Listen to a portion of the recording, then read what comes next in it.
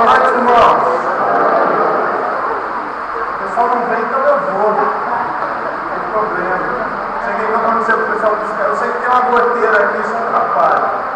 Tem horário, nós temos trabalhado para começar a nossa construção. Já recebemos o orçamento do projeto estrutural, que é uma das últimas coisas que a gente precisa para começar a construir. Nós temos aí para pagar por esse projeto R$ 6.500, então estamos esperando para ver se a gente consegue um preço menor. Mas terminando o projeto estrutural, a gente já começa a construir o mais rápido possível. Né? Boa noite. Bom revê-los. Vamos ver o povo aí, velhos amigos, juntos. Meu tutor aqui, que alegria. Pastor Mário, aqui com a gente, irmão Eunice, que bom. Também quero agradecer ao pessoal da internet que está nos assistindo. E eu quero fazer um aviso sobre a questão da internet. Nós estávamos usando um servidor que não estava muito bom. Então nós estamos projetando já mudar, migrar de um servidor para outro que tem uma qualidade melhor. Então o pessoal que está assistindo em casa não vai precisar mudar nada em termos da operação, mas a gente está pensando em mudar de servidor para ficar mais fácil para o pessoal assistir em casa. Estava realmente muito comprometido esse que a gente estava usando. Entravam umas propagandas que não tinham nada a ver no meio da mensagem, terminando a ilustração, eu entrava lá, propaganda de biquíni. Quebra o espírito um negócio desse. Aí sai do espírito um negócio. Pessoal, olha, o Lauro ele trouxe, deixou ali na mesa, material é de graça, tá, meu povo? O pessoal está achando que é para comprar, não é presente do lado do calendário, tem imã de geladeira, sempre que você colocar para você lembrar deles, já tem a foto deles, casal, tá? Então, pode ali, pode buscar, e tem também um informativo chamado Visão do Alto. Você pode pegar esse informativo, pode ler, é importante saber o que está acontecendo lá. Todo esse material é gratuito, é para você poder ter informação mesmo.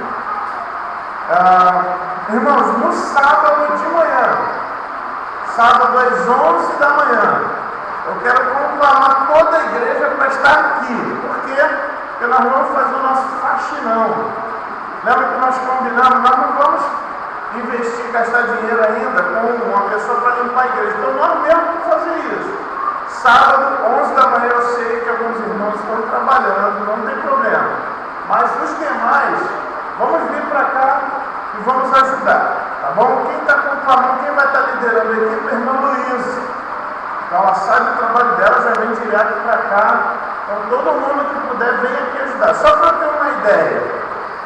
Aqui, quem vai poder estar aqui no sábado às 11 da manhã para ajudar? Quanto mais gente, mais rápido termina. 1, 2, 3. Aí, ó, vai vendo aí, Luiz, tá? Pega o nome depois, a gente pega o cara se não aparecer. Obrigado. Irmãos, atenção. Terça-feira recomeçam os discipulados, tá certo? Só o do Lira que não vai recomeçar por questões óbvias. Se você quiser fazer pelo Skype com ele, não tem problema. Tá? Ele está lá nos Estados Unidos. Mas o nosso grupo vai recomeçar, ok? Meu grupo aí, porque eu não estou mais aguentando ficar longe de vocês, tá bom? Então na terça-feira, o Serão está sabendo, vamos lá, 19h30, lá na casa do Célio. E o grupo do Leandro e do Derivaldo recomeça também na casa da irmã Luísa, tá bom? Que horário mesmo? 19h30 também. Então recomeça os discipulados. Uma outra coisa importante, a gente está usando os sábados para algumas reuniões, para alguns trabalhos específicos. Então os estudos bíblicos de sábado, eles vão recomeçar depois do retiro, tá certo? Depois do retiro, recomeça a programação de sábado. Em relação ao retiro, gente, eu gostaria que os irmãos estivessem orando. Nós recebemos uma proposta para fazermos um retiro no mesmo lugar que a gente fez no ano passado, muito acima do que a gente estava esperando. O proprietário lá, o gerente pediu R$20.000. Aí eu falei, mas o que está incluído aí nesses R$20.000? Não, é só o uso do espaço. Aí está meio alto, né? E amanhã eu vou dar resposta para ele. Então, que Deus possa estar nos direcionando o que fazer.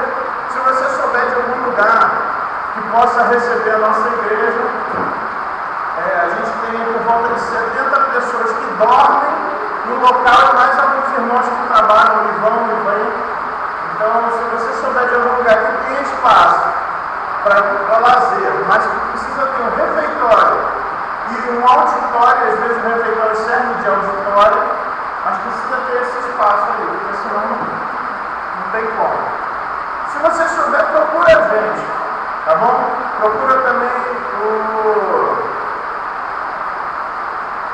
alguém que está na equipe de retiro aqui, que está presente aqui, isso, o Paulo, Cecília, pode procurar eles, tá bom?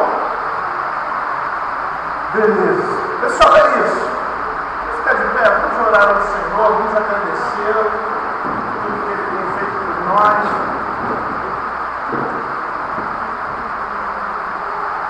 Agradecer pela chuva que cai, orar para que a gente se mude logo,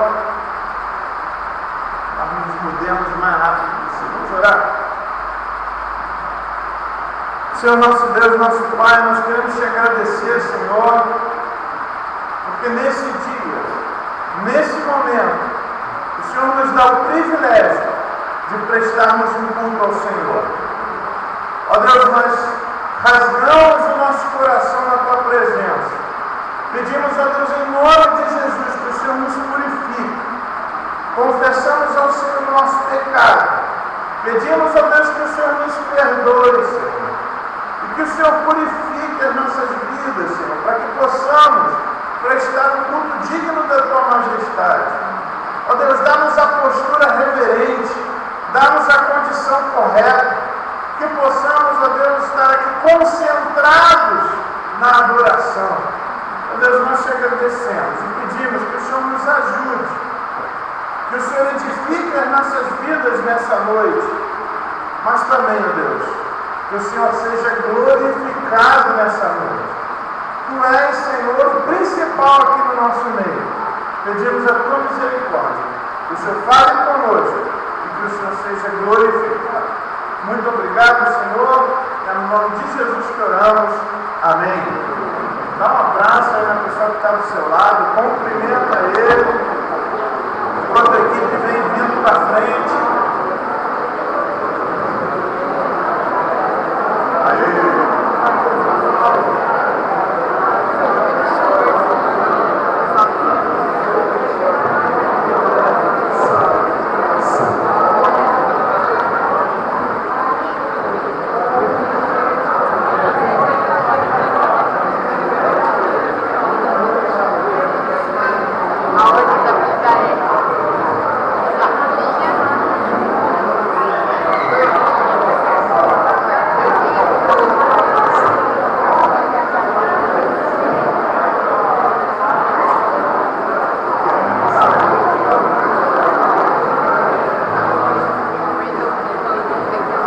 Amém, irmãos? Vamos louvar o nosso Deus, né? A única razão por estarmos aqui, né? Porque nós queremos agradar ao nosso Deus, nós queremos ser obedientes a Ele. E Ele é a única razão de estarmos aqui. Nós vamos cantar isso para Ele. Queria convidar você realmente louvar a Deus nesse momento. Que você pudesse esquecer todas as coisas nesse momento, que você pudesse ligar o seu pensamento, né, em Deus e louvar porque Ele merece o nosso louvor e a nossa oração.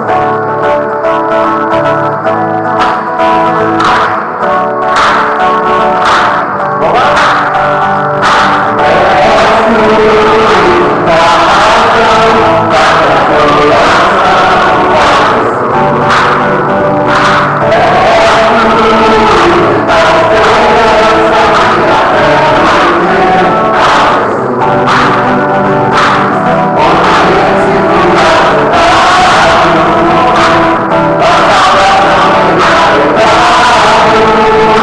Oh,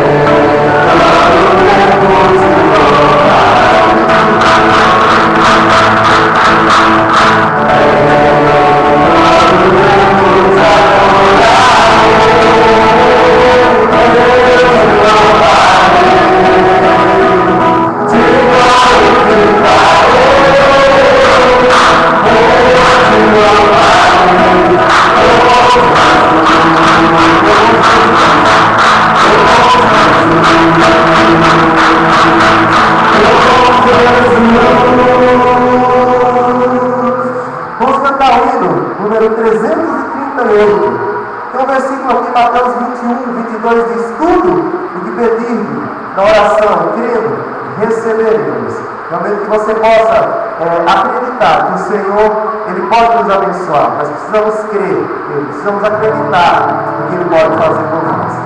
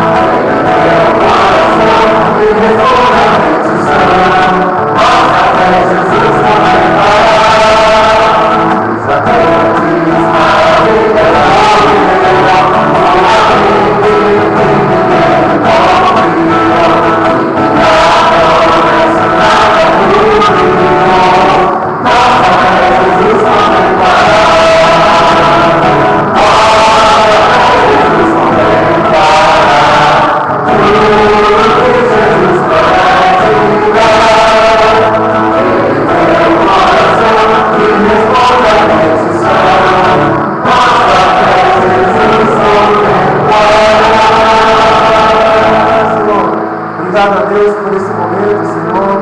Queremos te agradecer, Senhor, por essa chuva militar, Deus. Obrigado, Deus, porque nós somos abençoados, Senhor, por ti, Senhor. Obrigado a Deus por Deus ter cuidado de nós, Deus.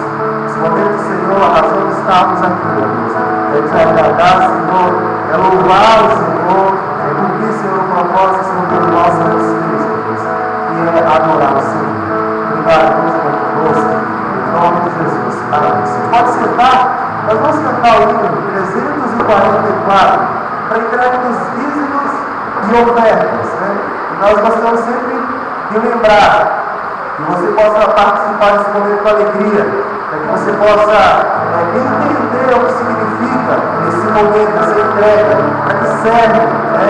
O reino de Deus está crescendo, né? E você vai ser participando, né? Você já tem participado, você que ainda não participou, participe desse momento e ajude o crescimento do reino de Deus aqui na terra. Nós sabemos que se nós tivéssemos R$1, né, nós sabemos que o reino de Deus cresceria da mesma forma, mas Ele quer assim seja, que passamos dessa forma. Vamos lá? Filho das promessas do meu Salvador, canta-me louvores ao meu Criador. Sempre permaneço pelo seu amor, firme nas promessas de Jesus. Firme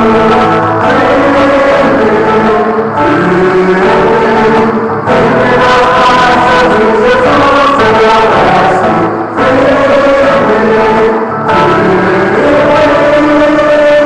Sim, firme nas promessas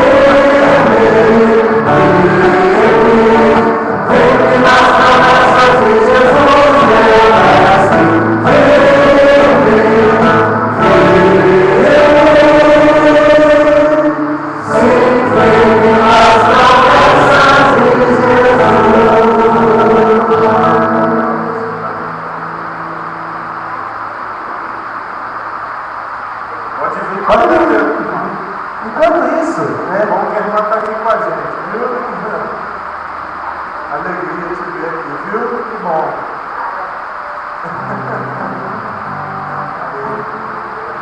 Glória a Deus. Que bom que vocês estão fazendo. Nós gostamos sempre de, ao termo desse momento, lembrar que se você tem um motivo de agradecimento a fazer para o Senhor, pedido a fazer para Deus, que nesse momento você possa levar o seu pensamento nesse pedido, nesse motivo de louvor. E o pastor Carlos mais falando pela nossa vida. Eu quero pedir para que o Célio ore agradecendo a Deus pelos dízimos e pelas ofertas. Senhor nosso Deus, nós agradecemos por esse privilégio que temos de poder devolver, Senhor, parte daquilo que o Senhor tem nos dado para sustento, Senhor.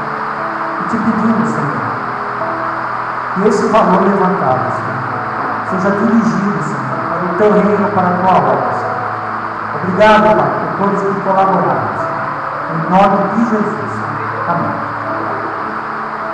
Senhor nosso Deus, nosso Pai, nós te agradecemos, Senhor, porque o Senhor nos dá o privilégio de podermos participar, podermos ser cooperadores contigo, Senhor, do teu Evangelho aqui nesse mundo. Ó Deus, eu quero te louvar muito, ó Deus, pela presença de cada um aqui. Quero te louvar de forma especial também pela vida da irmã Daniela, do seu esposo, sua filha que estão conosco aqui. Sabemos, ó Deus, que é uma declaração de fé, uma declaração de confiança no Senhor, o fato deles estarem aqui. Nós te agradecemos, porque o Senhor tem se demonstrado fiel, mesmo em meio às dificuldades. Ó Deus, nós pedimos ao Senhor que o Senhor ponha a tua mão naquela vida, que o Senhor possa estar curando conforme a tua vontade, e que, ó Deus, o Senhor possa estar realmente ensinando para ela, para os parentes, para nós, as lições que o Senhor tem para nos ensinar em meio ao sofrimento. Ó Deus, nós queremos te agradecer pelas lutas, pelas provações, porque sabemos que são oportunidades dadas pelo Senhor para termos as nossas deficiências tratadas, para aprimorarmos a nossa fé. Ó Deus, em nome de Jesus, nós pedimos que o Senhor realize a tua obra em nós, que o Senhor faça aquilo que o Senhor quer em nós. Ó Deus, nós pedimos em nome de Jesus, que o Senhor aceite a nossa gratidão pelas vitórias, porque sabemos, ó Deus, que é o Senhor que tem nos dado saúde, é o Senhor que tem nos dado força, é o Senhor que tem nos dado o ar para respirarmos, é o Senhor que tem nos dado a condição para podermos enfrentar o próximo dia. Por isso nós queremos te agradecer e dedicar ao Senhor as nossas vitórias. Meu Deus, nós pedimos, Senhor, que o Senhor venha abençoar cada família aqui, que o Senhor venha acudir o teu povo nas lutas, nas dificuldades que eles estão passando. Pedimos que o Senhor venha converter aqueles que ainda não te conhecem. Pedimos que o Senhor venha trazer de volta aqueles que estão longe. Ó Deus, em nome de Jesus, que o Senhor possa estar abençoando o teu povo. Ó Deus, nós pedimos pelos enfermos, que o Senhor os cure, que o Senhor afogue-nos a cama, Senhor, que o Senhor possa estar tendo misericórdia de cada um de nós. Pedimos a Deus que o Senhor coloque obediência no coração dos filhos pelos seus pais, amor, Senhor, no coração dos pais pelos filhos, fidelidade, Senhor, entre os casais, e que o Senhor promova santidade no meio do teu povo. Senhor, abençoa o teu povo em todas as áreas, faz-nos prosperar, não para o crescimento do nosso reino pessoal, mas para o crescimento do teu reino aqui na terra. Obrigado, Deus, e continua conosco. Em nome de Jesus que oramos. Amém. Amém. Tem alguém que nos visita hoje pela primeira vez? Eu sei que tem uma família muito bonita aqui que não é a primeira vez, que algum tempo atrás eles já participaram, frequentaram a nossa igreja. Sejam muito bem-vindos. Não me recordo o nome de todos agora, mas eu lembro que eles já vieram aqui na igreja. Alguém nos visita pela primeira vez hoje? Não, né? Nós vamos continuar louvando e adorando o nosso Deus. Eu queria pedir para que você ficasse de pé. Nós vamos cantar uma música que diz que grande é o Senhor. Eu queria, nesse momento, contar uma experiência que eu tive, né, há poucos dias atrás, quando fui até a Bahia visitar os meus pais. E, para quem não sabe, o meu pai faz 12 anos que está na cama, né? Acredita-se que foi AVC, uma seguida da outra, e paralisou todo o corpo dele. E chegando lá, eu saí daqui com esse propósito de evangelizar a família, né, e de, sei lá, tentar fazer alguma coisa para que eles conhecessem o amor de Deus por eles também. Chegando lá, meu pai não abriu os olhos já há mais ou menos 20 dias. Virava um dia acontecia esse negócio nos olhos dele, que ele inchava os olhos e ele não conseguia abrir os olhos. E a minha mãe colocava o colírio, mas demorava muito tempo, né, para o colírio agir e ele abrir os olhos e poder ver alguma coisa. E a única coisa que veio na minha cabeça foi: eu vou orar, né? Eu acredito, né, que Deus pode fazer alguma coisa. Ele não mexe as pernas, ele não mexe os braços, e a única coisa que ele tem, que ainda movimento, que ainda mexe é os olhos, né? E eu falei: eu vou orar. Eu comecei a orar no primeiro dia. No segundo dia, no terceiro dia, eu olhava para mim e falei: Senhor, mas será que de mim, um pecador, né, orando, aqui será que algo pode acontecer? Só que eu não acredito. O que eu não entendi é que o poder estava aqui. Quando eu estava no grande Deus que podia fazer. No terceiro dia, meu pai estava mexendo as pernas. E os olhos se abriram. Depois de 6 anos que eu vi. Às vezes nós pedimos a Deus, mas nós pedimos sem fé, né? Nós oramos a Deus e não acreditamos que Ele pode fazer. Que nós somos pecadores, né? Mas Deus pode. Deus pode fazer. Ele fez. E eu vi aquilo acontecer. Eu vi os olhos do meu pai se abrir. Mas eu não acreditava que Ele pudesse me ver. E eu ia para um lado e Ele me acompanhava com os olhos, né? Eu estou contando isso porque aquilo que Deus faz precisa ser contado. Precisa ser propagado para que se conheça que o nosso Deus é poderoso. Esse que nós vamos cantar agora. Grande é o Senhor, grande é o nosso Deus. Grande é o Senhor, grande é o Senhor.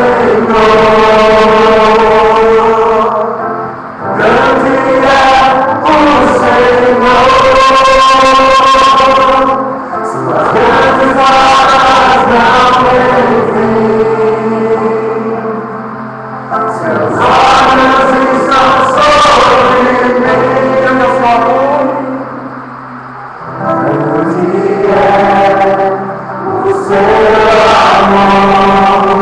derramado em mim.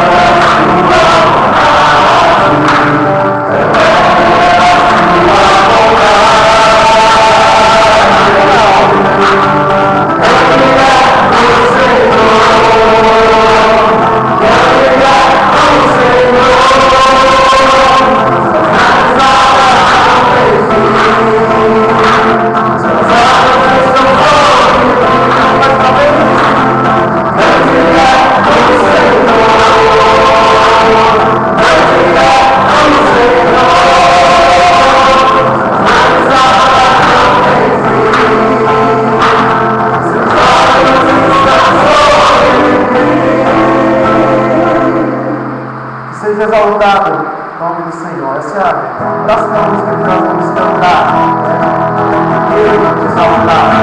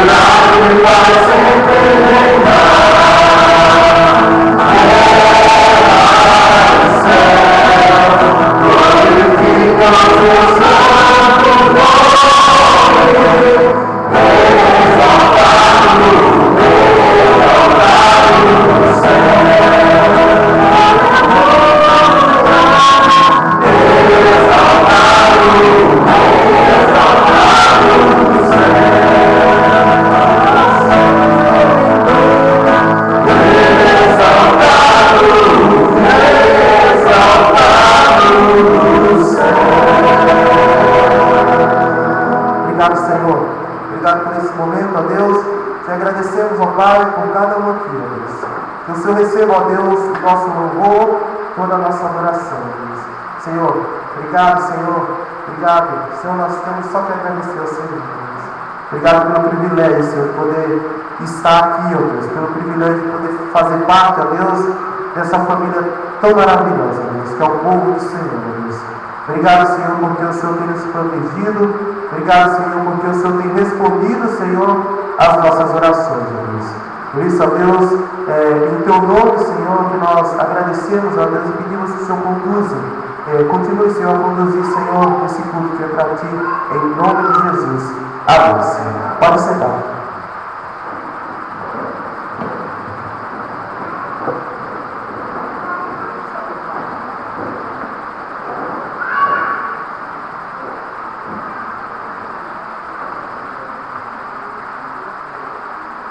Vai permitir?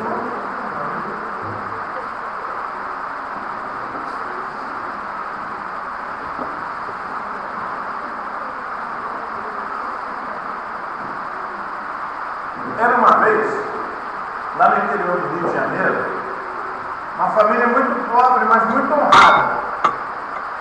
E o pai daquela família, muito trabalhador, tinha uma fazenda, e naquela fazenda tinham vários animais, mas eles precisavam de um especial, eles precisavam de um cavalo de tração, um cavalo de força. Eles tinham alguns, mas eram cavalos pequenos e fracos, e eles precisavam de um cavalo que fosse mais forte.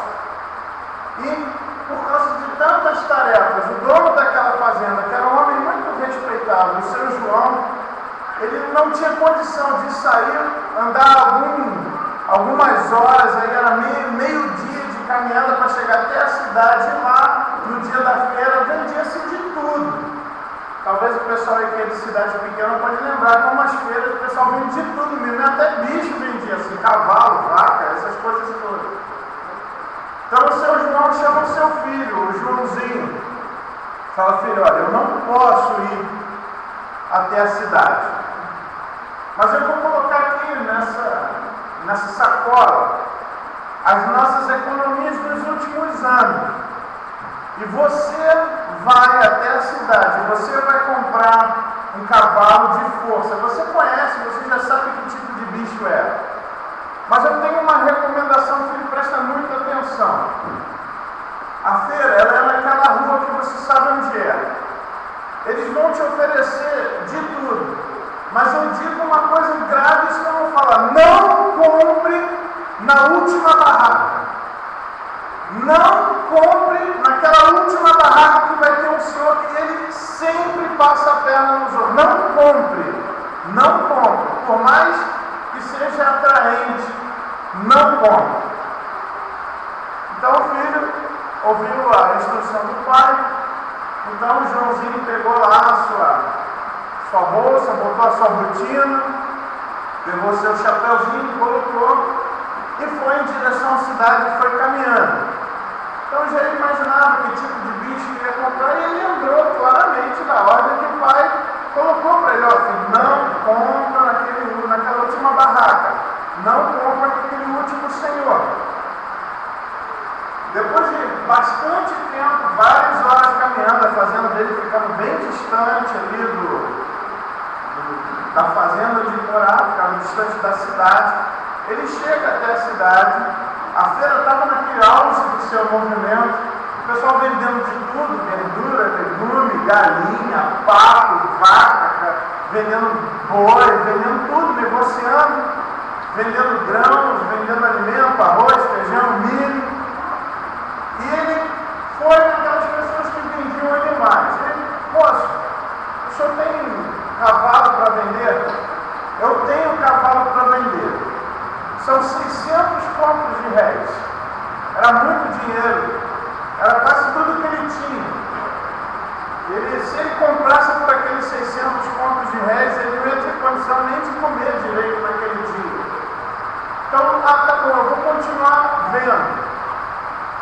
Chegou no outro, caminhou um pouco mais, chegou num segundo vendedor de animais, e chegou para esse vendedor de animais e falou, moço, o senhor vende cavalo? Vendo aqui, ó, pode olhar aqui, ó, tem vários cavalos, mas o senhor tem cavalo de tração, aquele mais forte? Eu tenho, ó, tem um malhado ali e tem um marrone, aqueles dois cavalos são muito bons. Ele olhou os cavalos, mas quanto o senhor faz? Eu só quero um. Eu faço para você por 550 contos de réis. Ele, puxa vida, é quase tudo que meu pai me deu. Bom, meu pai já devia saber mais ou menos, né, o preço, por isso que ele me deu dinheiro. E ele andou mais um pouco e tinha mais um vendedor e estava andando naquela rua, né, da feira. E o senhor tem cavalo? Tenho. O senhor tem cavalo de tração? Tenho também. Qual cavalo que o senhor tem de tração? Eu tenho aquele branco ali. E olha para o cavalo, realmente um cavalo muito bonito, mas quanto que custa quanto custa esse cavalo? Custa 500 contos de réis. E assim ele vai indo. Várias pessoas tinham vários bichos para vender. Até que ele vai terminando, daqui a pouco ele vai chegando no final da rua. E sem perceber, ele se encanta com a feira, né? Imagina um menino do interior, no meio daquela feira, tantas pessoas diferentes. As moças com aqueles vestidos bonitos, né? Os homens de bigode, negociando, comprando e vendendo. Ele se encanta e vai andando. Daqui a pouco ele para numa barraca. E uma pessoa muito educada fala, meu filho, o que você está fazendo aqui, meu filho? Está perdido? Não, eu estou procurando cavalo para o meu pai. Olha, filho, você chegou no lugar certo. Você sabe comprar um cavalo? Ah, moça, você lembra, a gente usa lá na fazenda. Então, você tem que tomar muito cuidado, porque as pessoas podem passar você para trás, né? Qual é a sua barraca? A minha barraca é aquela ali, é a última. Aí ele falou, não, meu pai, você que mudou de barraca? O senhor é aqui tão gentil comigo. Me ofereceu, o senhor vende cavalo? Vendo, filho. senhor tem cavalo de tração? Tem, ó. Está vendo aqui? Vem cá, ó. Está vendo aquele cavalo ali, ó, debaixo da cobertura? Sim, então, deixa ele ali debaixo da cobertura, porque ele é um bom cavalo, ele não pode ficar pegando o sol. Ele sai da cobertura quando ele vai trabalhar. Está vendo ele ali, ó, como ele é forte, como ele está bonito? Poxa, olha, eu não consigo enxergar muito bem, mas eu estou vendo aqui, parece ser muito bonito mesmo. Quanto que o senhor quer naquele cavalo? Olha, filho, eu vendo para você, eu estou percebendo que você é um menino muito correto. Eu vendo para você por 300 contos de réis aquele cavalo, para você. Aí ele fica pensando, puxa vida, será que meu pai falou certo mesmo? Será que meu pai não está confundindo? Poxa, um homem tão carinhoso comigo, tão respeitador, está me elogiando. Poxa, será que ele realmente, será que meu pai não está confundindo as pessoas? E o cavalo está mais barato. Enquanto ele estava pensando isso tudo, o moço falou assim, está em dúvida, né? Aí ele, um pouco. Então eu vou fazer o seguinte para você. Esse cavalo é um cavalo muito bom. Ele é muito forte. Ele é muito trabalhador. Ele sente muita fome. Está vendo aqueles 2 sacos de milho? Eu vou dar esses 2 sacos de milho se você comprar esse cavalo. Gente, poxa, já pensou se eu levo isso para o meu pai? Um cavalo forte e bom, e já leva o alimento junto. Olha, eu estou vendo aqui um saco de milho, com milho bonito, o cavalo vai gostar de comer isso. Meus irmãos, nós temos um princípio bíblico importante que tem a ver com o tema que nós estamos falando, que é sobre a fé, que é o nosso tema do ano. Não confunda a fé com apenas uma posição positiva em relação às coisas. Não confunda a fé apenas com um pensamento positivo ou uma força de vontade. A fé é o conjunto das nossas certezas do que Deus é e daquilo que Ele disse. A fé ela é fundamental para que nós possamos nos perceber como crentes. Como do que a gente abordou no ano passado. Ser um verdadeiro crente é professar uma fé, a fé evangélica, e a fé evangélica está na Bíblia, esse termo, fé evangélica. Tá? Não é porque eu sou evangélico que eu estou dizendo isso. O termo está nas Escrituras, nós já vimos isso no ano passado. Eu preciso professar a fé evangélica, eu preciso ter uma ética, praticar uma ética cristã verdadeira, e eu preciso participar do movimento. Isso é ser crente de uma forma integral. Eu vou professar uma fé, eu vou praticar uma ética, eu vou pertencer, vou participar do movimento. A fé é esse elemento que as pessoas elas têm deixado ser modificados, e nós estamos, o povo evangélico tem se distanciado das Escrituras e tem adquirido para si um conceito muito mais secularizado, muito mais mundano a respeito da fé do que realmente as Escrituras estão colocando. Nós vamos ver que ter certeza do que Deus é, ter certeza do que Deus diz, o que é a fé, ela é fundamental para que uma igreja possa crescer, para que uma igreja possa se desenvolver, para que nós possamos ter um relacionamento ideal com Cristo. Tem um texto onde o apóstolo Paulo ele vai nos lembrar essa importância da fé. E ele vai dizer que para Deus é tão importante a fé que Deus ele estabelece instrumentos para que nós possamos desfrutar da mesma fé. Lá em Efésios, no capítulo 4, Paulo vai estar nos falando sobre isso. Eu gostaria que você abrisse a sua Bíblia lá, em Efésios. Daqui a pouco nós vamos ver o desfecho da história. Eu sei que vocês estão curiosos para saber. Efésios, capítulo 4.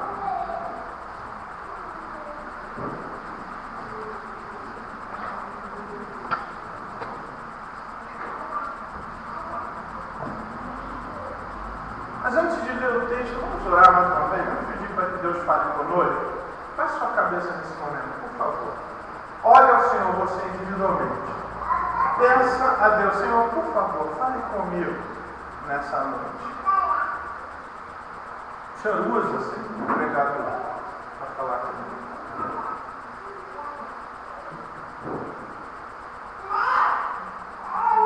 Senhor nosso Deus, nosso Pai, abrimos, Senhor, a Tua Sagrada Escritura. Pedimos, ó Deus, em nome de Jesus, que o Senhor fale conosco através dela. Ó Deus, tem misericórdia de nós, Senhor, precisamos ouvir Tua voz, precisamos da Tua direção, precisamos, ó Deus, em nome de Jesus, que o Senhor nos ajude, Senhor, a entender, a aprender e apreender esse conhecimento.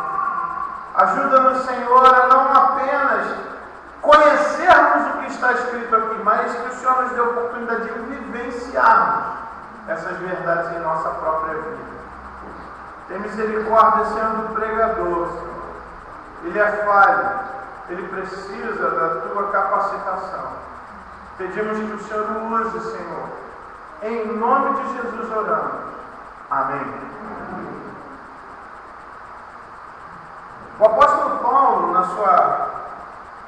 sua epístola aos Efésios, ele dividiu a sua epístola em duas partes, como ele costumava fazer.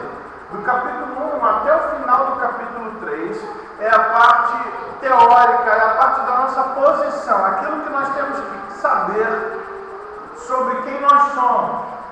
Mas no capítulo 4 ele muda de tom e ele começa agora a falar para aquela igreja como, o que eles deveriam fazer com base naquilo que eles eram, que foi o que ele ensinou nos 3 primeiros capítulos. E ele começa essa parte prática fazendo um rolo, fazendo um pedido, exortando carinhosamente a igreja. E ele resume isso não com base no seu mérito, mas com base naquilo que ele ensinou sobre quem nós somos.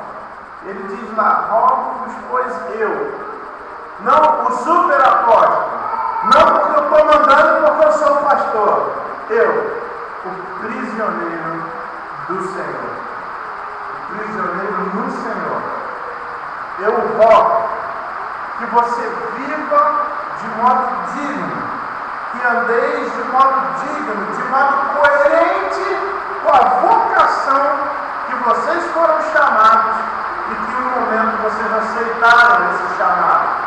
Rogo-vos, então, eu faço um pedido, por favor, vivam do jeito certo, vivam do jeito coerente, vivam da maneira que um crente, uma pessoa transformada pelo Senhor deve viver.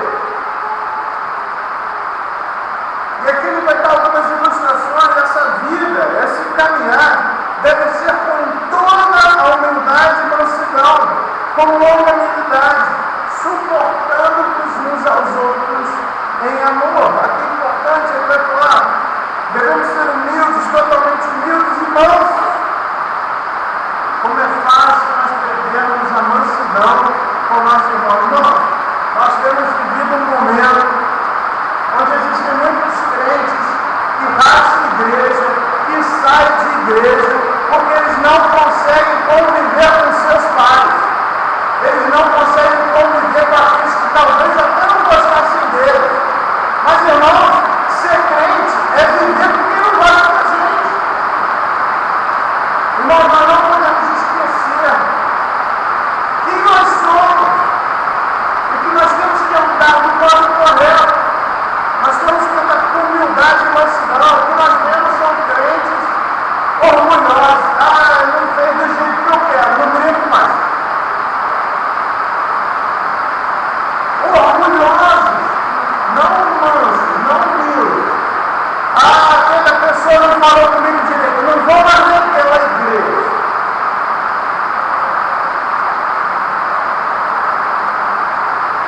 E aqui ele fala, suportando-vos uns aos outros em amor. E essa palavra é muito importante, porque talvez a gente pode ouvir aqui falar, ah, eu te suporto. Mas não é esse o ponto que Paulo está falando. Paulo está falando, eu te dou suporte.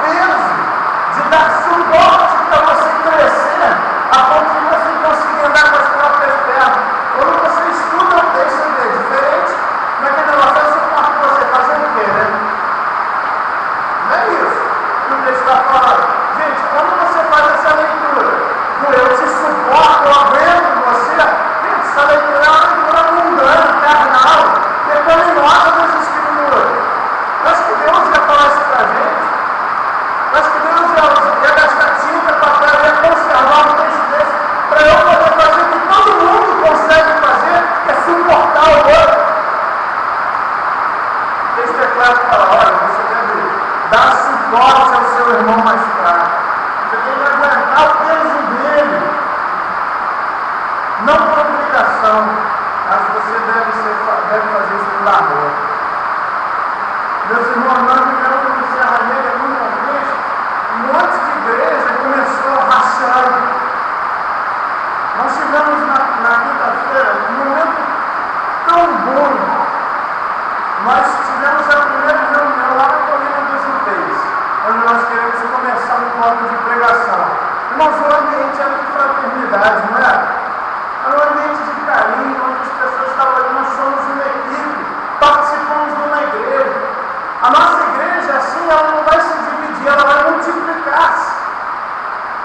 Nós estamos começando do jeito certo, é com amor. Olha, vai ter ali na equipe o irmão que não vai saber falar direito, mas outro irmão vai dar suporte para ele. Não, vamos junto lá que eu vou te ajudar. Ah, mas eu sou muito vergonhoso, eu não sei falar, eu sou muito envergonhado. Não, vamos lá, eu vou contigo. Eu vou te dar esse suporte, fica tranquilo. Talvez o irmão em determinado momento vai se fraquejar. Ah, eu estou cansado, eu não vou lá não. Não, vamos lá junto, eu vou ir te buscar. Mas vamos lá, você vai comigo. Isso é dar suporte. É dar suporte com amor. Isso é andar de modo digno. E ele vai dizer aqui no versículo 3: esforçando-nos diligentemente por preservar a unidade do Espírito no vínculo da paz. Agora eu quero que os irmãos notem, daqui para frente, quantas vezes vão aparecer palavras que estão direcionando para a questão da unidade. Aqui ele está falando que nós devemos preservar diligentemente uma unidade. Quantas vezes ele vai falar uma só essa, uma? Quantas vezes daqui para frente ele vai fazer isso? Vamos ver, mas antes um detalhe importante. Vocês devem se esforçar diligentemente. Essas palavras, quando você ouve isso, você pensa que é alguma coisa fácil que ele está pedindo? Você está falando, vocês devem se esforçar diligentemente. É porque é fácil? Se fosse fácil, eu não ia falar isso. Agora, e se esforçar é uma coisa que requer esforço, decisão. E aqui ele está falando que você manter a unidade, você manter todo mundo junto, isso não é fácil. Esse é o ponto importante que eu gostaria que nós estivéssemos pensando enquanto eu estou falando. Irmãos, vivemos um momento onde o povo evangélico ele é fracionado. Vivemos um momento, e eu estou analisando o povo evangélico, mas eu quero pensar que o mundo está fracionado. Mas existem alguns grupos que, apesar das loucuras que estão buscando, eles se organizam, e porque eles estão se unindo, eles estão conseguindo ganhar terreno. Eu quero citar aqui o movimento homossexual, por exemplo. Gente, olha o que eles estão buscando, e eles estão conseguindo ganhar terreno. Sabe por quê? Porque eles não estão fracionados. Nós vivemos num tempo, estava ouvindo hoje de manhã o Lauro comentando a dificuldade dos missionários em conseguir uma homologação para poder ter um rádio em casa para poder falar com o missionário que está lá no meio da selva. Demora 5 anos para ter essa homologação. Cadê o povo evangélico que permite isso? Está lá o missionário fazendo o trabalho que o governo está ganhando dinheiro para fazer, que é cuidar da saúde do índio. É o missionário que vai lá buscar o índio lá, que está com picada de cobra. Estava vendo na televisão esses dias o Exército Brasileiro para a região amazônica. Sabe quantos helicópteros eles têm para toda a região amazônica? 7. O general que deu essa informação estava falando isso no programa Livre, que dá na Band no domingo à noite, e o pessoal que estava em volta falou: peraí, mãe, só aqui perto da Avenida Paulista a gente tem mais helicóptero do que isso. Ele falou: pois é. Gente, o missionário está lá fazendo o trabalho que era para o governo fazer, e está tendo dificuldade. Tem tribo que a FUNAI não permite o missionário entrar. Cadê os evangélicos? Cadê a bancada evangélica? Cadê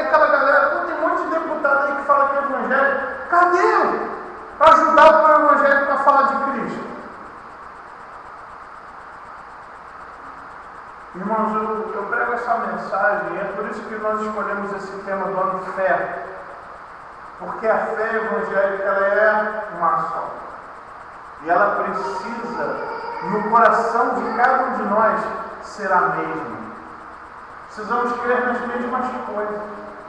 Por isso que Paulo ele vai começar agora no seu texto a ênfase que ele vai dar na unidade. Olha lá que interessante. Essa unidade que eu tenho que me esforçar para preservar. A unidade do Espírito no vínculo da paz. Há somente um corpo e um Espírito, como também foste chamados numa só esperança da vossa vocação. Há um só Senhor, uma só fé, um só batismo, um só Deus e Pai de todos, o qual é sobre todos, age por meio de todos, está em todos. Aqui ele está falando sobre essa unidade que se manifesta na diversidade. Irmãos, nós vivemos esse momento que você precisa tomar cuidado para você não ser levado pelas conversinhas do mundo. Eu lembro que no seminário havia um movimento falando assim, não, cada um interpreta a Bíblia do seu jeito. Talvez você já tenha escutado isso em algum lugar. Cada um tem a sua interpretação da Bíblia. Irmãos, não é isso que a Bíblia ensina para nós, não.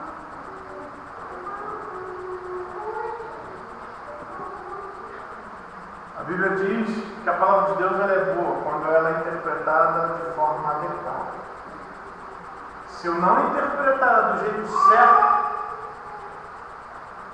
ela não é boa. Ela não fará o bem que ela pode fazer. Aqui eu tenho um exemplo aqui para deixar com os irmãos. Eu já dei esse exemplo e eu vou dar de novo.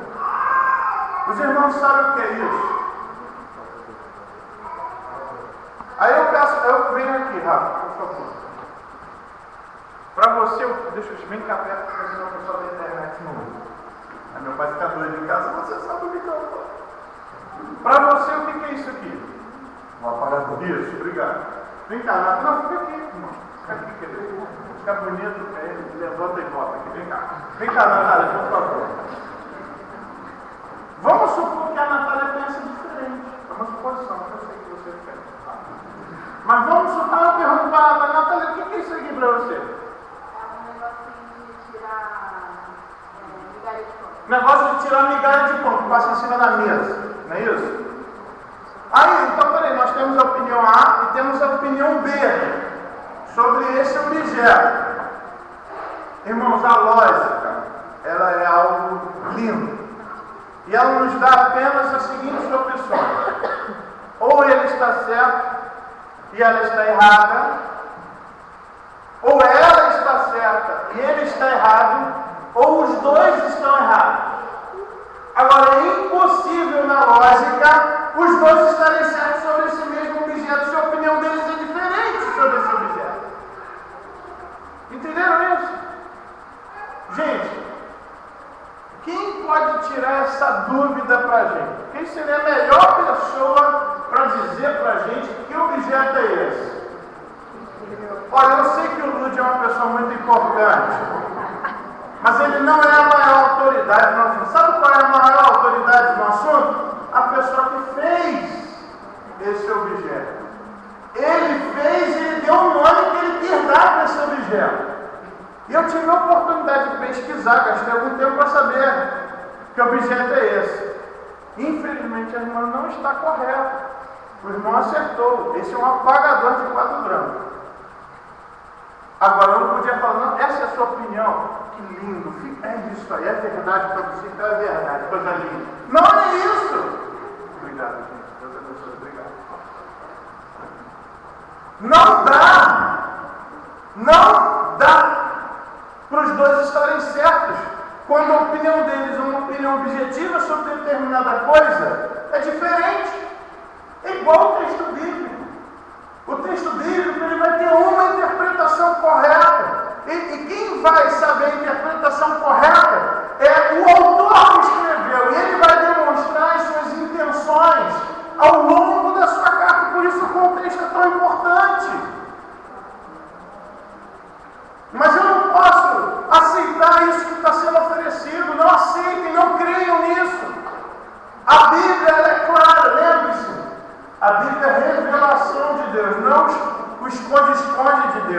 A Bíblia não foi escrita para obscurecer coisas. Ela foi escrita para ser lâmpada para os nossos pés e luz para os nossos caminhos. Ela não foi escrita para apagar a vela, ela foi escrita para acender uma tocha. A Bíblia ela vai responder às questões. Eu tenho que ter humildade de estudar, para tentar entender o que o autor original queria dizer quando escreveu aquilo. Eu tenho que ter humildade de consultar homens de Deus que talvez estudaram mais do que eu sobre aquilo. E aqui eu quero fazer uma colocação importante. É por isso que nós mandamos os nossos seminaristas para uma escola de tempo integral. Eu já fui criticado por causa disso, mas eu fico imaginando assim, vamos supor que alguém precisa ser operado do coração. A Cauane. Cauane, quem que você ia preferir que operasse você? Um médico que só pode estudar à noite e na dificuldade que chegava na aula cansado, ou aquele médico que foi lá para aquele curso integral, estudava manhã e tarde de noite? Qual que você preferia? Estudou mais, não é? Quando um médico, um profissional qualquer se forma, ele tem uma vida inteira pela frente. Quando um pastor se forma, ele tem várias vidas pela frente. Meus irmãos, não se enganem, não aceitem isso. A Bíblia, ela tem regras, tem leis de interpretação. A Bíblia se auto-explica, a Bíblia explica a Bíblia. Um texto claro traz luz sobre um texto mais obscuro, mais difícil. A palavra de Deus ela nos ensina que nós vamos dar atenção ao contexto histórico, ao contexto geográfico, ao contexto do livro, ao contexto direto e indireto. E assim nós entenderemos o que o texto vai colocar. Eu quero dizer uma coisa importante. A Bíblia ela precisa da iluminação do Espírito Santo, mas até o incrédulo consegue entender a Bíblia. Mas ele não vai querer obedecer. Ele não vai aceitar. Ele vai entender, olha, eu estou entendendo o que estou lendo, mas eu não aceito isso. Eu quero uma outra resposta. Eu quero uma segunda opinião. Ou seja, se o cara está fazendo isso é porque ele entendeu muito bem o que as Escrituras estão dizendo. Irmãos, há um só Espírito, há um corpo, uma fé, uma esperança, um Senhor, um batismo, um Deus.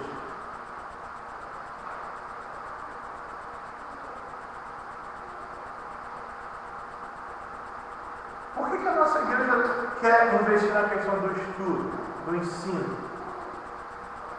Porque quando nós estudarmos a Bíblia e todos nós tivermos a mesma convicção a respeito do que o texto está dizendo, cada vez mais nós teremos a mesma fé. Conheceremos Deus com a mesma intensidade. É lógico que eu posso conhecer mais a Deus no sentido do quanto eu pratico o que eu aprendi. É aí que vai ter a diferença, talvez, da vida cristã entre uma pessoa e outra. Mas Paulo agora, então, ele vai se dedicar para dizer que esse conhecimento bíblico provoca unidade. Olha que interessante. E a graça foi concedida a cada um de nós, segundo a proporção do dom de Cristo. O Senhor Jesus, ele concedeu dons. Por isso diz, aí que ele vai citar um texto lá de Salmos. Quando ele subiu às alturas, levou cativo o cativeiro e concedeu dons aos homens. Ponha uma marquinha nessa página. E vamos juntos lá para o Salmo 68, 18, que é o salmo que Paulo está fazendo menção aqui. Salmo 68, 18.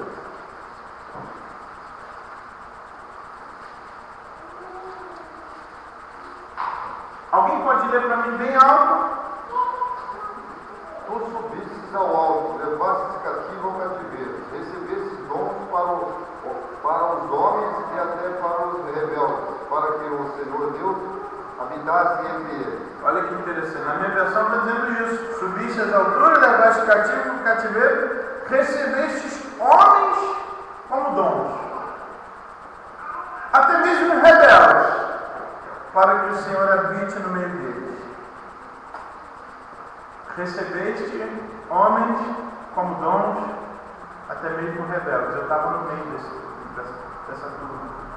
Mas os irmãos notaram que há uma diferença entre o texto, como Paulo cita, e o texto como está aqui.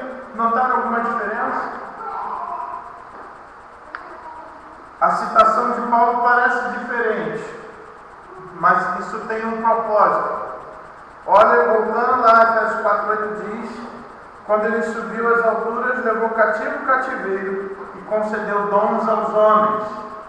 Concedeu dons aos homens. E aqui, no texto de Salmo, ele concedeu homens como dons. O interessante das Escrituras, e é uma regra de interpretação, é que os textos eles nunca são antagônicos, mas eles são complementares. Significa que cada pessoa que se arrepende, para Deus ele é um presente que o Senhor Jesus Cristo conquistou ao Pai. E Ele pega esse presente e dá presentes para esse presente quando Ele entrega ao Pai. Ele concede homens como dons, mas Ele dá dons a esses homens. Aqui é importante esse detalhe aqui, que nós seremos entregues ao Pai, como a conquista do Senhor Jesus Cristo na terra. Pai, esses são aqueles que o Senhor quis que eu trouxesse até o Senhor. E eu dei uma pulidinha neles antes de te entregar. Eu fiz aqui com eles, eu dei um trato aqui, dei uma garibata boa mesmo. Peguei até uns meio amassadinhos aqui, mas eu estou entregando para o Senhor bonito. Eu dei trato nesses presentes aqui. Ele vai fazer uma reflexão que só o Senhor Jesus Cristo poderia fazer isso, porque Ele é o único que subiu.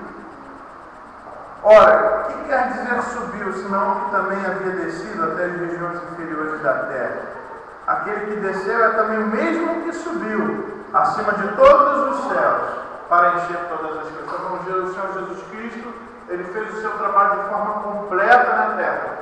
Ele subiu porque Ele desceu. Ele desceu onde ninguém quis descer. Ele pregou aos homens que ninguém queria pregar. Ele foi até o fim. Cumpriu o seu trabalho cabalmente. Volta ao céu e lá Ele completa a sua obra. Lembra? Ele recebeu homens como dons. Esses homens são presentes.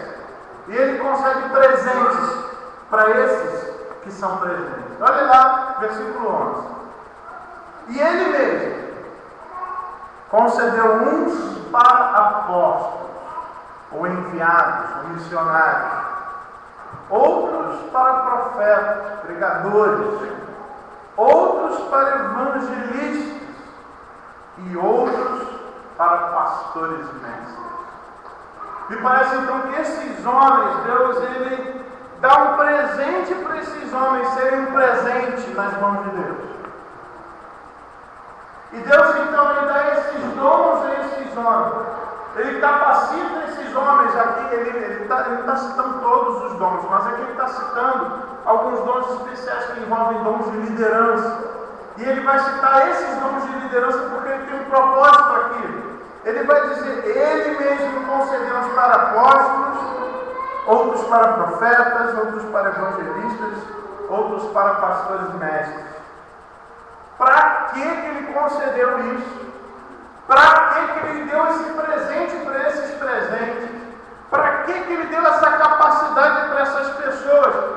O que Ele estava visando em fazer isso? Está no versículo 12. Para que Ele fez isso? Para que Ele criou? Aqui uma coisa importante, irmãos. Tem um monte de gente indo para determinadas igrejas que não tem pastor. Sabe por quê? Porque é muito chato ter pastor. A quem acha isso? Ovelha ou lobo? Sabe quem pode achar isso também? Ovelha machucada. Ovelha doída. e teve um pastor malvado sobre ela. Não carinhoso, não cuidadoso, não aquele pastor que dava pancada, mas se aproximava do peito. Pessoas que só levaram honrada dos seus pastores, que foram traídas pelos seus pastores, que foram magoadas pelos seus pastores. Mas nós não podemos esquecer, por pior que tenha sido o nosso pastor humano, que a invenção de pastor foi de Deus. E se Deus inventou esse negócio de ser pastor é porque é bom. Igual casamento, né? Nem todo mundo está experimentando um bom casamento. Mas nós temos que lembrar que o casamento ele é uma criação boa de Deus. E que ele pode melhorar, assim como os pastores.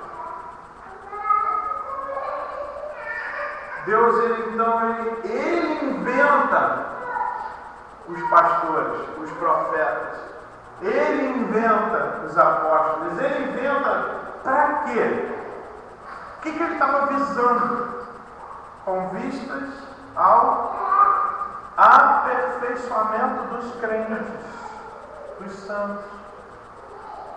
Por isso que ele não citou todos os dons aqui, ele citou os dons de liderança. Ele vai dizer que esses dons de liderança, eles existem de uma forma especial. Eles são dados por Deus. Esses homens e mulheres que vão estar, especialmente os homens, eles vão estar nessa posição para aperfeiçoar os santos. Para que eles possam desempenhar o seu serviço. Desempenhando o seu serviço, eles edifiquem o corpo de Cristo. Entenderam? Para que serve o pastor? O pastor ele vai servir para que ele possa te capacitar. E aqui está falando do pastor, do evangelista, do missionário, do profeta ou pregador. Deus usa essas pessoas para te aperfeiçoar. Para que você, como crente, possa ser um crente melhor. Para que você, como crente, possa fazer o trabalho que Deus tem para você fazer. Eu lembro do professor, ele foi convidado por uma igreja para fazer uma entrevista num processo de sucessão pastoral. Nós temos aqui o pastor Mário, ele deve conhecer algumas histórias assim. Então senta o pastor lá, e esse meu professor perguntou: gente, o que vocês esperam de mim? Então uma pessoa levantou a mão e falou assim: olha, nós esperamos que o senhor seja um bom pregador, que o senhor pregue a palavra de Deus magistralmente, que o senhor nos cative na sua pregação. Ok? O que mais? Olha, nós precisamos de um bom professor. Nós precisamos de um homem que ensine as escrituras, que tenha assim didática, que seja uma pessoa muito fera, que nos ajude. Ok? Mas alguém, a outra pessoa levanta a mão e diz: nós precisamos de um pastor que evangelize as multidões, que fale do evangelho, que converta pessoas e enche a nossa igreja. Mais alguma coisa? Outra pessoa levanta a mão: nós precisamos de um conselheiro que seja manso e sábio, que possa perceber os nossos problemas e nos apontar as direções.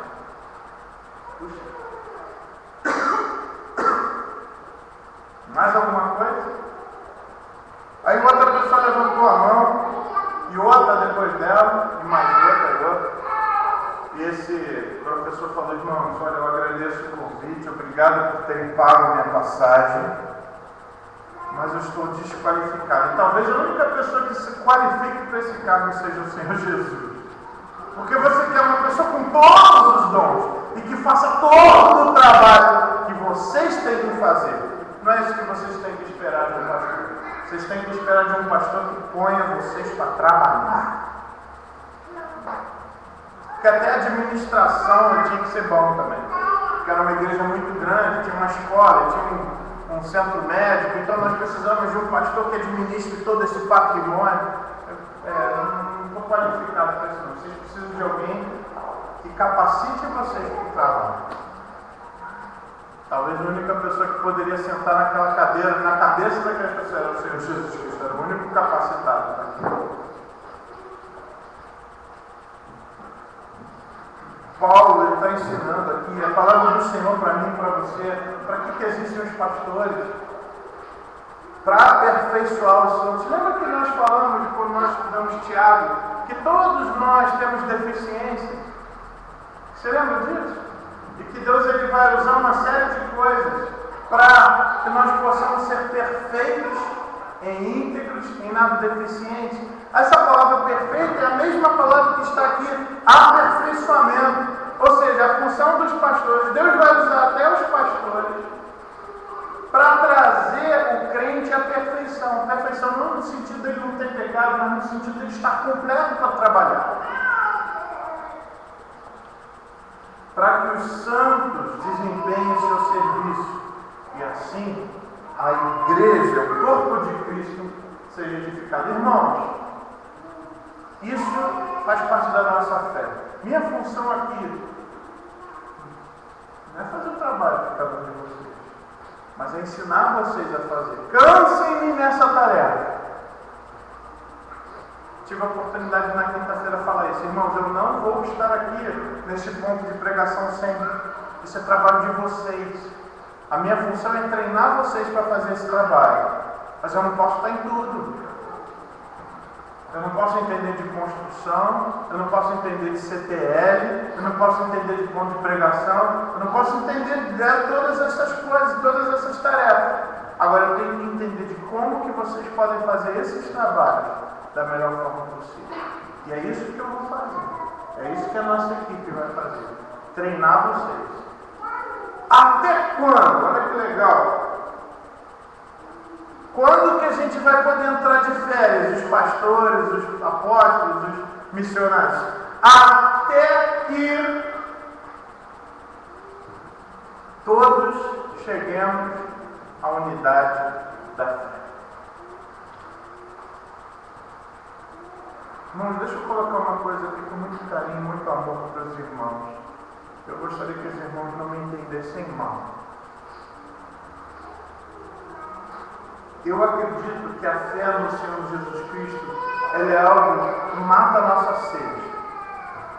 Então eu vivo nas trevas e quando eu vejo um foco de luz, eu vou correr para essa luz. É assim que o ser humano faz, especialmente o ser humano regenerado. E meus irmãos, isso vai acabar acontecendo com a gente. Deus não me chamou para pescar em aquário, meu Deus não me chamou para fazer proselitismo. Mas se a nossa igreja for luz nessa cidade, nós vamos atrair para essa igreja perdidos, mas também salvos. E a gente vai ter que ter sabedoria para lidar com isso. Os irmãos estão entendendo o que eu estou falando? Eu lembro de uma família muito querida. E eu estou falando isso porque esse não é o nosso objetivo, tá certo? Estou deixando claro. Mas eu lembro de uma família que estava com um problema. Ele era crente, a esposa era crente, os filhos criados na igreja. Mas o filho, ele estava se tornando adolescente e tinha uma galera lá da escola dele, cara, os moleques estavam incentivando o moleque a fumar maconha direto. Toda hora tinha um cigarrinho de maconha do lado dele. E os pais falavam, filho, sai, muda para o outro lado. E o filho mudava para o outro lado. E os diabos iam atrás do moleque. E chamando para sair no sábado, e vamos dar volta, e vamos não sei o quê. E o moleque já estava, caramba, quase sentindo a pressão do grupo. Ah, tu é homem, se tu é homem, tu anda com a gente. Se tu não anda com a gente, é marido. Tu é mulherzinha. E o que matava é que esse irmão ele ia para a igreja dele tinha uma fé extremamente fraca. Pouco se falava sobre o Evangelho. Pouco se estudava as Escrituras. Quase não havia atividade com os adolescentes, quase não eram ensinados, os adolescentes não eram acompanhados. E aí na cidade dele tinha uma igreja muito séria, cujos pastores eram pessoas sérias com Deus. E ali havia um trabalho muito sério com os adolescentes. Esse pai se colocou no dilema. Puxa, ama a minha igreja. Ama essas pessoas aqui. Mas se eu continuar aqui e meu filho não está sendo acompanhado, ele vai ser levado. E esse pai tem que enfrentar esse dilema. Eu vou levar meu filho para aquela igreja. Eu prefiro abrir mão do convívio com esses irmãos que eu amo tanto, mas não perder meu filho.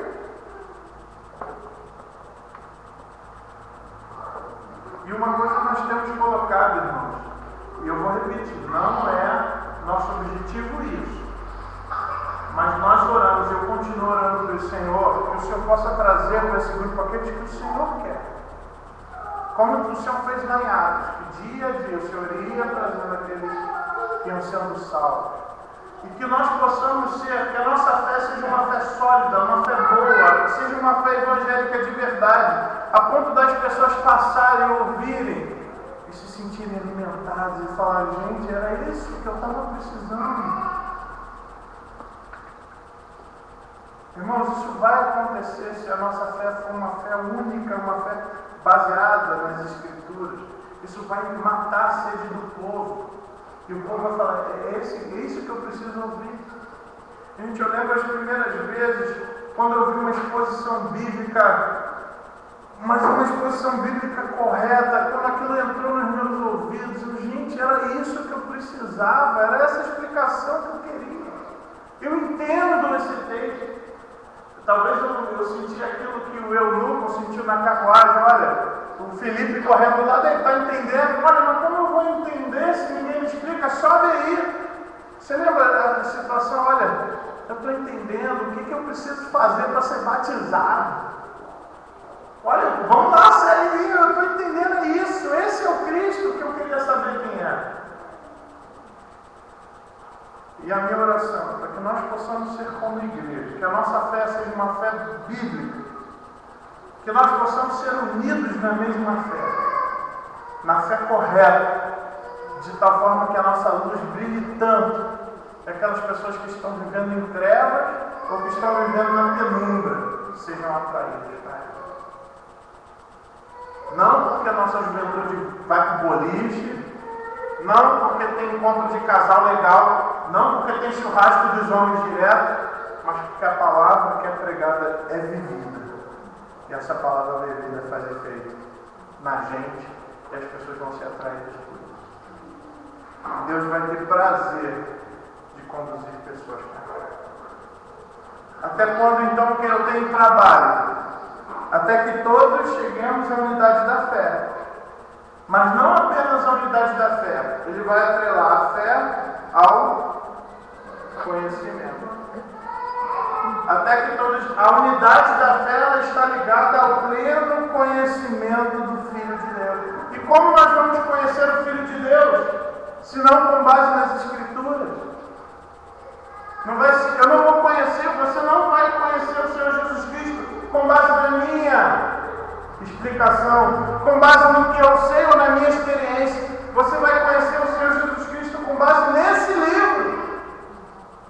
É a palavra de Deus que vai te revelar o Cristo verdadeiro. Temos que trabalhar, igreja, até que todos cheguemos à unidade da fé e do pleno conhecimento. Até que todos cheguemos à perfeita varonilidade ou à estatura de homem completo. Paulo, quando foi conversar com os corintianos, disse: eu estou escrevendo para vocês são crianças. Ou seja, vocês não são homens ainda na fé. Vocês são crianças em Cristo. Por isso, leite vos dei de beber. Vocês são crianças.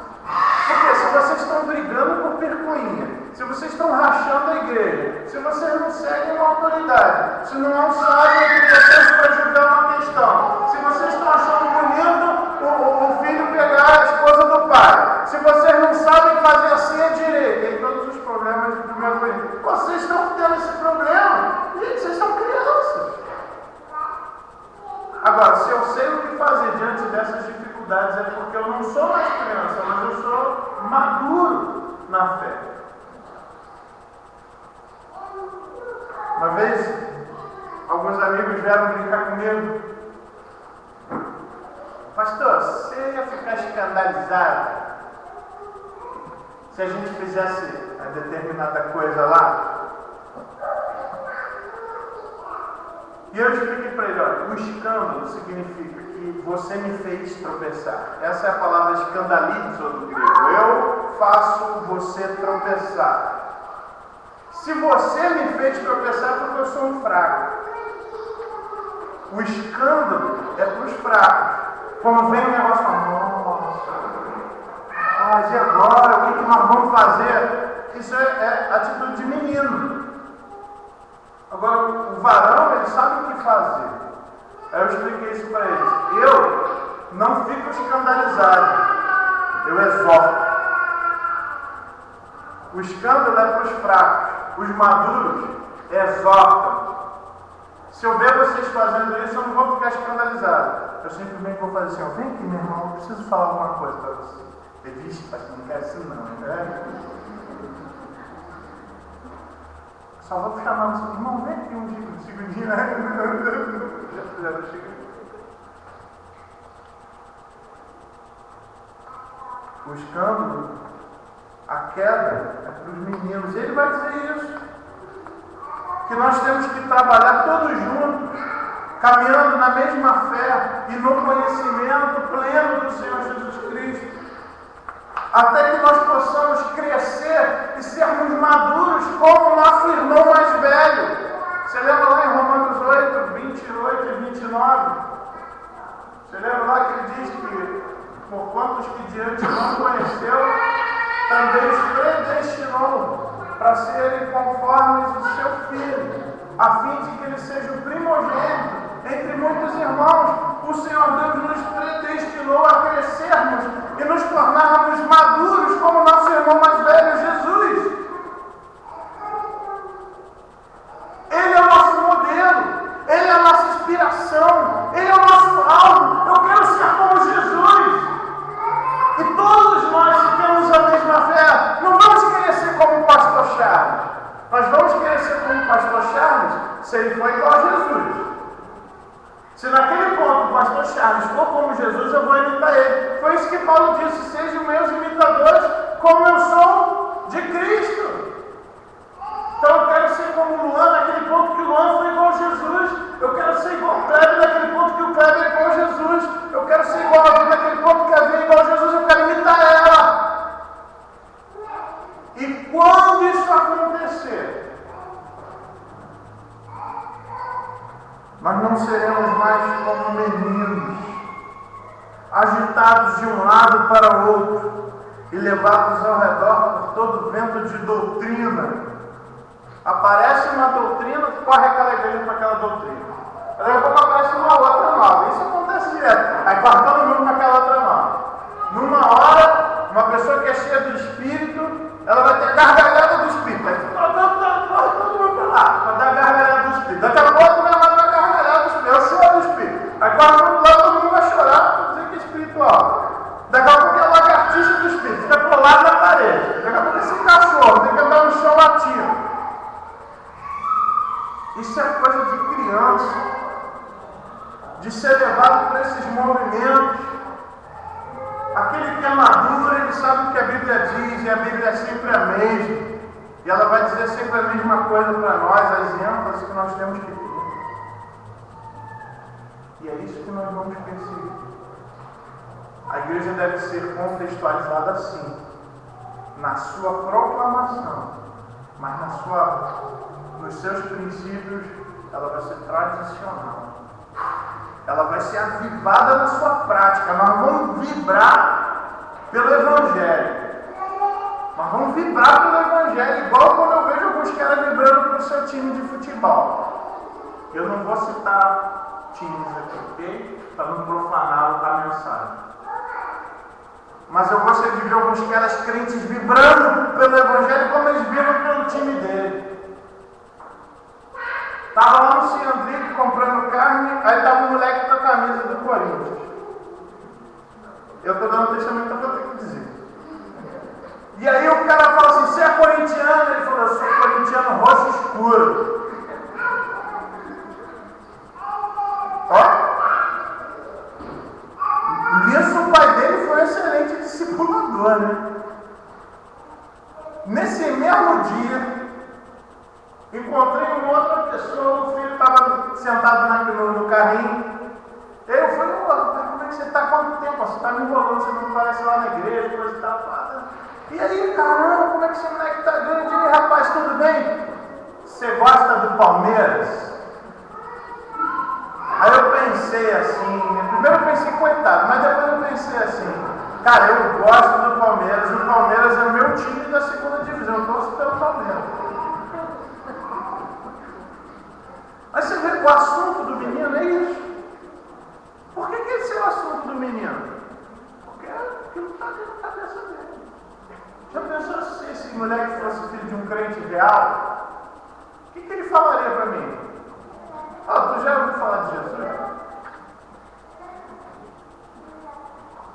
Isso nunca aconteceu. Mas não, quero depois dessa mensagem. Até quando, gente? A gente vai ser fraco na fé, na unidade, no conhecimento. Não seremos. Não seremos. Vamos estudar a Bíblia, vamos investir nas Escrituras. Tem um curso aí que a gente já vai começar, em fevereiro já começa. O nosso curso bíblico aqui, sério, profundo, específico para quem quer se aprofundar nas Escrituras. Por quê? Porque nós precisamos ter uma fé profunda e um conhecimento completo de quem é Jesus. Para nós não sermos como meninos levados de um lado para o outro, levados ao redor por todo vento de doutrina e pela astúcia daqueles homens que induzem ao erro. Tem muito homem astuto aí, com uma plaquinha de pastor na testa, ou de líder, ou de qualquer outra coisa. Eu não tenho medo de falar, tem muito pilantra aí com o nome de pastor. Às vezes o pessoal me para na rua, nossa, você viu o que aconteceu com aquele pastor, coisa e tal? Pô, o cara é mó errado, né? Eu falo, pra tu ver como tem igreja e igreja. E ó, esse cara aí tomara que levar preso. Nossa, o senhor falando isso, tá errado, tem que ser preso. Pastor tem que ser, não é deputado, que mesmo condenado assume, né? Mas pastor tem que ser preso.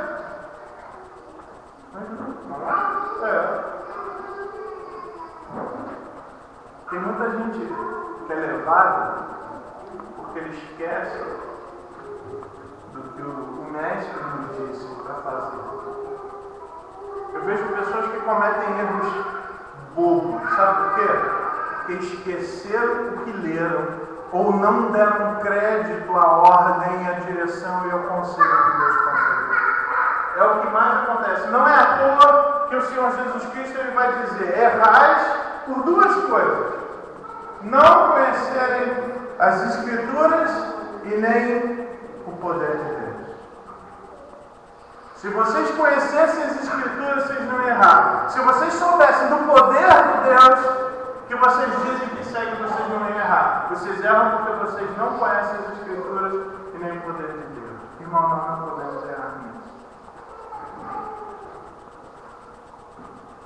Nós não podemos ser como meninos, mas seguindo a verdade em amor. O que vai acontecer? Se esses homens nos treinarem e assim nós desempenharmos o nosso papel e edificarmos uns aos outros, nós cresceremos, nós deixaremos de ser meninos, passaremos a ser maduros e olha o que vai acontecer. Nós cresceremos em tudo naquele que é o cabeça, Cristo. De quem todo o corpo, eu e você, bem ajustado e consolidado, pelo auxílio de cada junta, segundo a justa cooperação de cada parte, crescerá de si mesmo em amor. Eu não preciso enxertos em mim, eu não preciso enxertar nada. Nós vamos produzir, porque Deus mandará. Então nós cresceremos, porque Deus vai produzir o crescimento. E eu não preciso de nenhum tipo de aditivo, porque o que eu preciso para que nós cresçamos é a palavra de Deus. Nós não precisamos de adendos, não precisamos de teorias, não precisamos de outras logias, nós precisamos da palavra de Deus. Precisamos estar unidos na mesma fé e no pleno conhecimento dele, que é o cabeça. E se nós trabalharmos juntos, meus irmãos,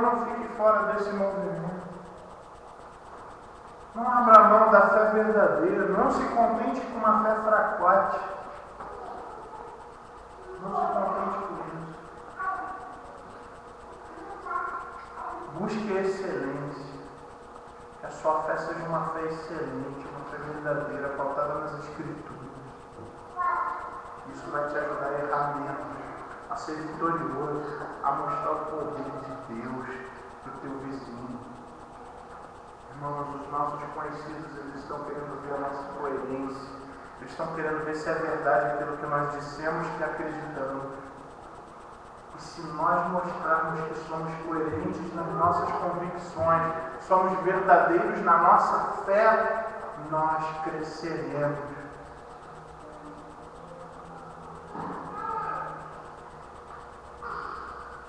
Uma vez eu expliquei, falei sobre isso, eu quero repetir. Num debate, numa discussão, quem tem mais certeza da sua opinião ganha o outro. Quem tiver maior convicção do que acredita, ele vai ganhar o debate. Por isso que eu vejo muito crente fraco sendo levado a fazer bobagem. São fracos demais. O inimigo vem com um argumento que ele puxa nisso, eu não tinha pensado. Trouxa! Já tinha contra-argumento dessa bobagem nas Escrituras faz tempo. Tu não tinha pensado porque tu não leu.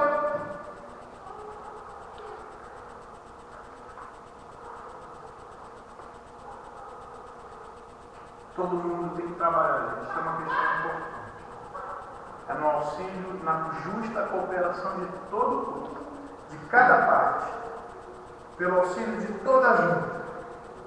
Por isso que nós vamos ser muito criteriosos na questão da disciplina. Existem algumas pessoas na nossa igreja que nós estamos fazendo todos os passos bíblicos. Estamos acompanhando, estamos exortando, estamos dando tempo, estamos esperando a mudança, vamos lá, visitamos de novo. Estamos fazendo isso. Vai chegar uma hora que, acabou. Sabe por quê?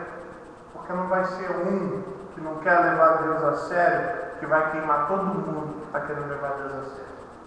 Não vai ser esse um que vai queimar o nome de todo mundo, não. A gente vai dizer, não, fulano de tal saiu porque eu não quis seguir o que a Bíblia está falando. A gente fez de tudo. A gente andou primeira, segunda, terceira, quarta, quinta milha com ele. Ele não quis.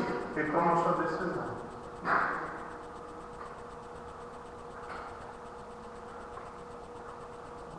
Mas nós vamos lembrar, como crentes, das especificações da vida do nosso Senhor, dos conselhos que Ele nos deu. E aí eu lembro daquele menino lá no interior, no Rio de Janeiro, diante daquele homem tão manso, tão bondoso, tão carinhoso, oferecendo aquele cavalo aparentemente tão bonito, tão forte, e ainda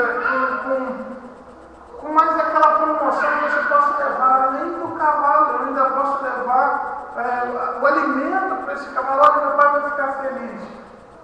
No que ele já estava coçando o bolso, passa um senhor e fala assim, Joãozinho.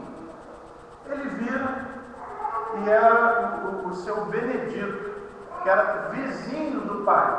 Oi, Joãozinho, o que você está fazendo aqui, rapaz, na cidade? Cadê o seu João? Ah, meu pai não pôde vir, ele pediu para eu fazer o que eu preciso fazer. E o que você precisa fazer? Eu preciso comprar um cavalo de tração. Mas, rapaz, você vai comprar com ele? Você tá... Mas seu pai não falou, mas não te deu nenhuma instrução, não te deu nenhuma dica, não falou. Aí ele falou, não, meu pai realmente, ele falou para mim não comprar na última loja. Eu falei, mas essa é a última loja. Pô, mas eu estou pensando, será que meu pai estava certo quando ele me deu aquele conselho? Aí o seu Benedito falou para o Joãozinho, eu não conheço essa loja, mas eu conheço o seu pai. O seu João é um homem muito correto. Filho, se seu pai falou para você não comprar, segue o conselho do teu pai. Mas seu Benedito está pela metade do preço, seu Benedito. De repente dava até para eu comprar 2. Olha, e o cara ainda vai me dar aqui, o milho. filho, eu conheço seu pai. Se ele falou, segue o que ele está falando. Porque ele é um cara muito sábio, ele é um homem muito bom. Nem tudo que reluz é ouro. Tá bom, senhor, eu não vou comprar para ele. O senhor conhece alguém que vende? Olha, tem um senhor ali logo no início que ele vende caro, mas os cavalos dele são muito bons. Puxa, mas quase, puxa, por que será que esse cara está vendendo tão barato? Ó, vamos fazer o seguinte, vamos dar uma olhada lá no cavalo? Você não vai comprar, não. Se meu pai falou, não vou comprar. Vamos dar uma olhada. Gente, no que eles foram entrando, foram chegando debaixo daquela cobertura, eles foram percebendo que o cavalo realmente ele era muito forte, mas ele estava cheio de ferida. Era um cavalo que tinha sido usado no rodeio. Por isso que ele estava na cobertura, porque ele estava todo lanhado, não estava mais aguentando ficar em pé quase. Ó, tá vendo o cavalo que ia comprar?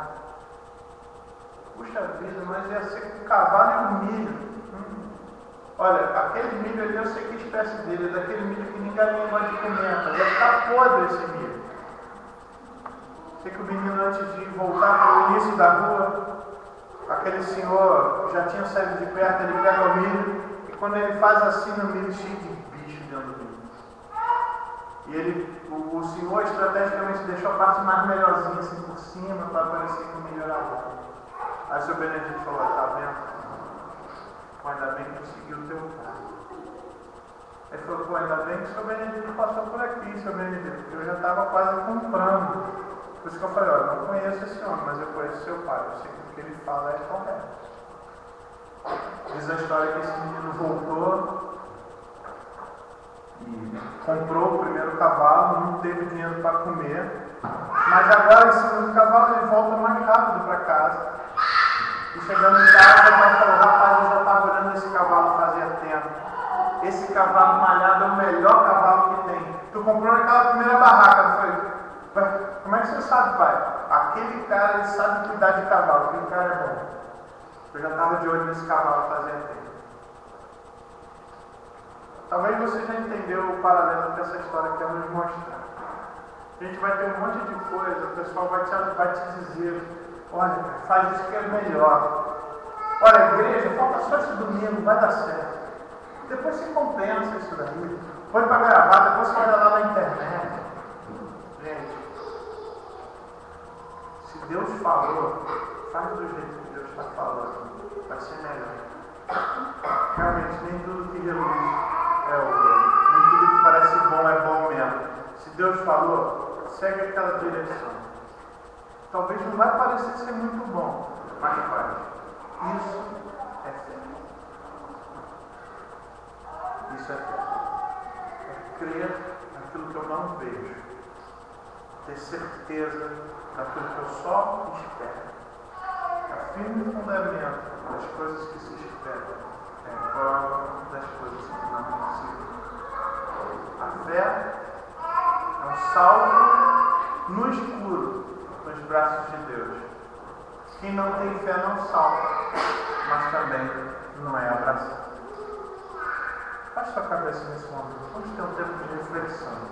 Existe alguma área na sua vida que você está vacilando, que você está quase sendo levado? Talvez aquela menina lá te dando mole, talvez aquele cara lá doido para ficar com você, talvez aquele imposto que você consegue sonegar e ninguém vai ficar sabendo, talvez aquela secretária que está te dando maldição, talvez aquele filho que está te dando trabalho que você já está quase abrindo mão dele, talvez a sua esposa que você já está pensando que não vai dar certo, o teu marido, não vai dar certo, Deus não tem poder, não tem solução. Tem alguma área que você já está bambeando. Eu acho que esse negócio de igreja não é tão assim importante. Acho que esse negócio de estudar a Bíblia não é tanto essas coisas, não.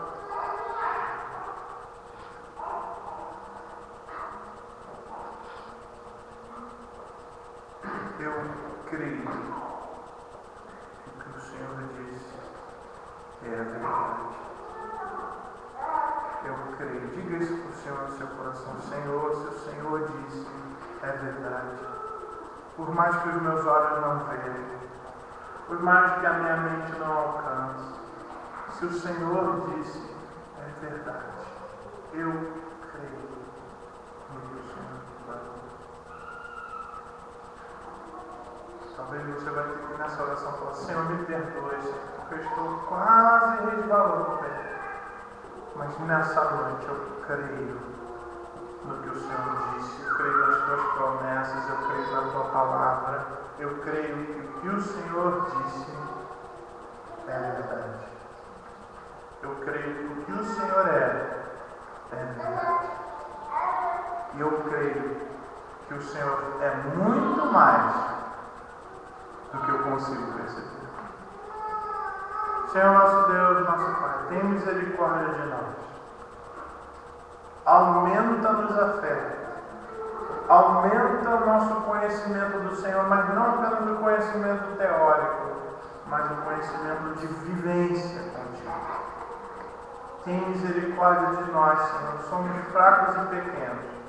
Pedimos em nome de Jesus que o Senhor nos fortaleça.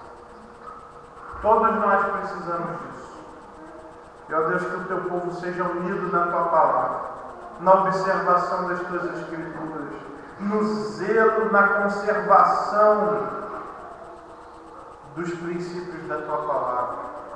Ajuda-nos, Senhor, a sermos luzeiros no mundo, um farol, Senhor, em meio às trevas. Ajuda, Senhor, para que a nossa vida seja luz lá para aquelas pessoas no nosso trabalho, na nossa escola. Que sejamos luz, Senhor, para aquelas pessoas lá no nosso escritório. Senhor, que possamos ser luz, Senhor, na nossa família, Senhor, para aqueles que ainda não te conhecem. Luz para minha esposa, para o esposo, para os filhos, para os pais. Ó Deus, que possamos ser luz. Ó Deus, ajuda-nos. Senhor, continua conosco. Dá-nos uma semana de vitória. Fortalece o teu povo. E que a graça do nosso Senhor Jesus Cristo, o teu amor e as consolações do teu Santo Espírito sejam com todos nós, Senhor, e com todo o teu povo espalhado pela face da terra, hoje e para todo sempre, em nome de Jesus. Amém. Bom, nós estamos encerrando. E o meu desejo é que nós possamos ser cada vez mais aquela unidade que o Senhor tensionou que fôssemos.